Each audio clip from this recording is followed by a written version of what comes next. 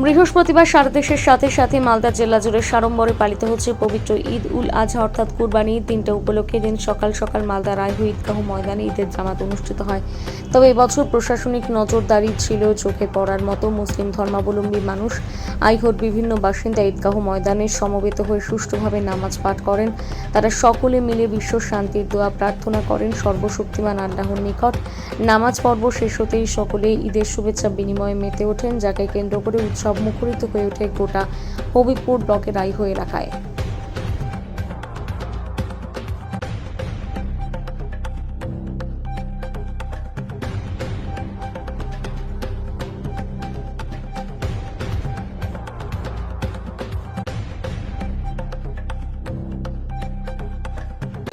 আসসালামু আলাইকুম ওয়া রাহমাতুল্লাহি ওয়া বারাকাতুহু। আজকের দিনটা হচ্ছে ঈদ উল আজহার দিন, অর্থাৎ আমাদের দুইটা পর্ব হয় বছরে, একটা হচ্ছে ঈদ উল ফিতর আর একটা হচ্ছে ঈদ উল জুহা অথবা ঈদ উল আজহা।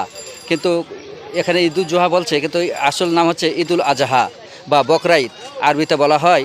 তো যাই হোক, এই আরবি মাসের এই মাসটার নাম হচ্ছে জিলহজ মাস, বছরের শেষ মাস জিলহজ মাস, সম্মানিত মাস।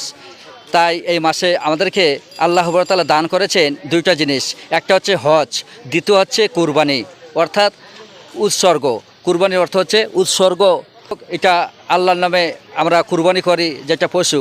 তো আজকে আমরা এখন আমরা একসঙ্গে ঈদগাহতে নামাজ পড়ি দুটো জামাত।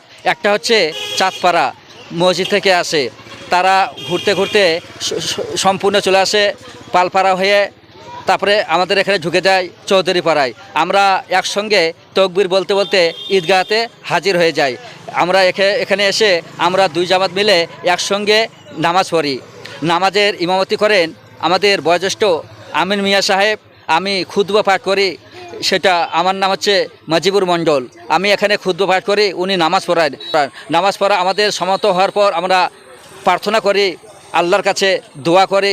সেখানে আমরা নামাজ সমাপ্ত করে আমরা সোজাসুজি চলে আসি কবরস্থানে।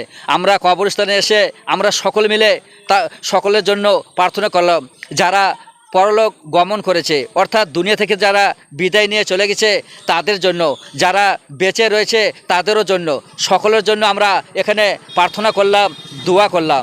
আরবিতে দোয়া বলা হয়, প্রার্থনা বাংলায়। যাই হোক, আমরা এখানে এসে দোয়া করার পর, আমার নাম মজিবুর মণ্ডল, ইমাম সাহেব, আমি চৌধুরী পাড়ার ইমাম সাহেব।